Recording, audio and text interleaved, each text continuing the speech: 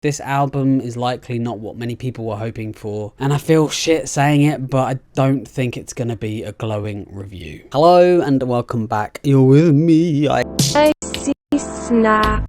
Anyway, it's raining and it's quite sad out there. Probably quite apt for this review. So, the new self-titled album, Sophie, by Sophie, but not quite by Sophie, but by Sophie's brother and siblings, a posthumous release that compiles tracks left behind by Sophie's tragic passing. And while, yeah, it marks the first release since her critically acclaimed 2018 album, Oil of Every Pearl's Uninsides, it completely carries a different weight. That album though earning a Grammy nomination for Best Dance/Electronic Music, and that album showcased Sophie's unique interpretation and sound. Alongside her work as an artist, she's also a producer for many artists like Madonna, Charli XCX and Vince Staples. Now, regarding this album, honestly it feels unfinished, as if someone took over mid-production, which is exactly what bloody happened, creating a somewhat confusing listening experience. I often find albums released after someone's passing to be kind of weird. Who truly benefits from them? Whilst yes, we get to enjoy the music, it feels that someone other than the intended artist is profiting, and it's not always a bad thing. Yeah, like this might sound really pessimistic. It's one of these aspects of the music industry that really frustrates me. At least with this album, we know Sophie's family were involved, so they probably had the best intentions and it was quite therapeutic for them, I assume. Even so, it might not reflect Sophie's true vision. The album was reportedly nearly finished before Sophie passed,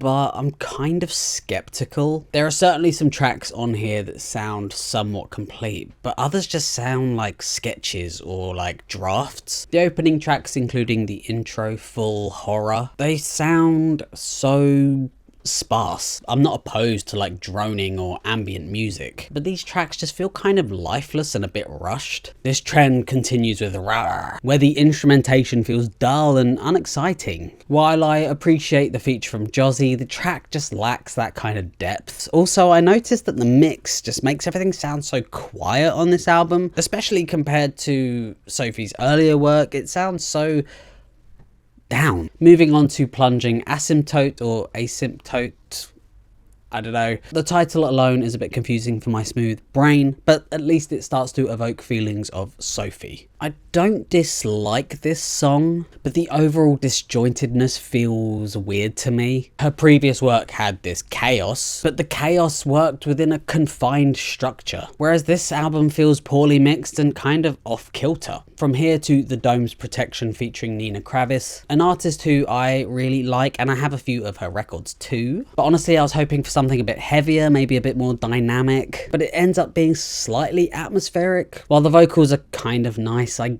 guess it doesn't really leave a lasting impression, unfortunately. However, thankfully the album does pick up with Reason Why featuring Petras and BC Kingdom. This track stands out with its sort of catchy melody, making it quite a decent song overall. And I also enjoyed the following track featuring the same artist, Live in My Truth, which is a bit tamer, but it remains catchy nonetheless. The only drawback of this song is it gets a bit muddy at the busier parts. Unfortunately, after these two songs, it does have a bit of a downward turn again, feeling a bit like a roller coaster at this point. Onto the song Why Lies, that I feel like had some potential, but kind of falls flat. There's this high-pitched synth that plays throughout that really starts to grate in this song. Overall feeling just too safe again. I imagine Sophie had some of these songs nearly finished, maybe. I think Benny and whoever took part chose to kind of preserve the songs, maybe not alter too much. However, creative changes happened throughout the entire songwriting process, so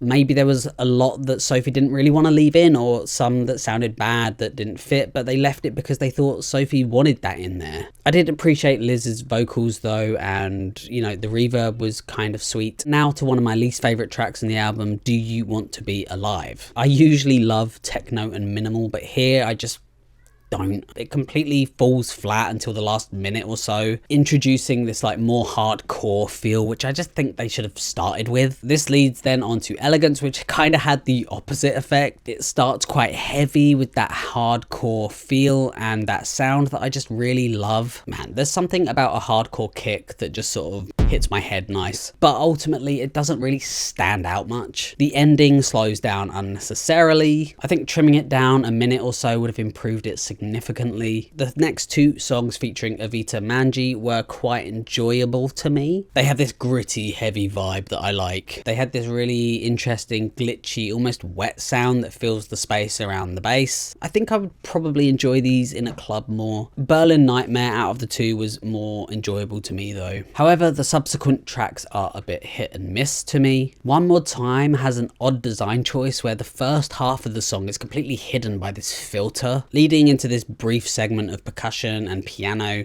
It could have been a really nice club song just like the previous tracks. Next up is Exhilarate featuring BB Borelli. I quite like the lyrics and vocals here, but the percussion felt kind of weak, which seems odd because it feels like the percussion is supposed to be carrying this song. I feel like they could have made them slightly bigger or added more weight to them. Saying that though, I like the detuned synths and sounds that happened throughout the track. Coming to the last tracks now, and we have Forever featuring Hannah Diamond, whose music I've been enjoying quite recently, and I'm enjoying her vocals on this track. I think her vocals suit the instruments, which leads me to believe that she was kind of meant to be on this song. It has this really nice flow, the reverb is ethereal and it's very sweet and nice. Overall, one of the more decent tracks on the album, and the nice tracks follow heavily with My Forever featuring Kyla Thompson Hannon. As I said, it's really nice and her vocals are really nice too, but it doesn't feel quite like a Sophie song.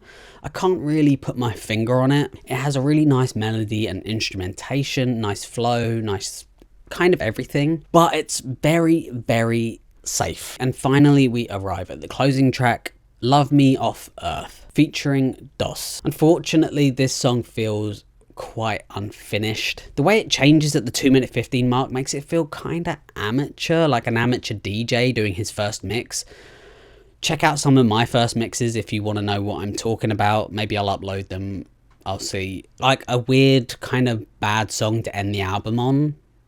I don't know. I'm not sure if this is what Sophie would have wanted to release. I mean, I can't say because she's not here. It sounds unfinished. There's a lot of bones here, but no structure. There are a few songs that I really enjoyed though. Maybe some of the songs that were more finished than others. Some really nice songs that I would love to hear in the club. And some more personal features that sound really intimate and quite lovely. I was expecting something way heavier and more ambitious, really. It felt too safe, the mix not quite coherent, songs sounding somewhat empty or shallow. I ultimately think this comes down to Sophie not being there to finish it. Look, I get wanting to finish your loved one's work, but ultimately it's lost what made it great in the first place. It kind of sucks that I'm going to rate it because ultimately she's not there, so it's probably not what I would have given it if it had been finished by her, but as it is, I would give this album like a 4.5 out of 10. Thank you so much for watching. I hope you enjoyed my review. Let me know what you thought below. You know, leave a like, comment, subscribe, whatever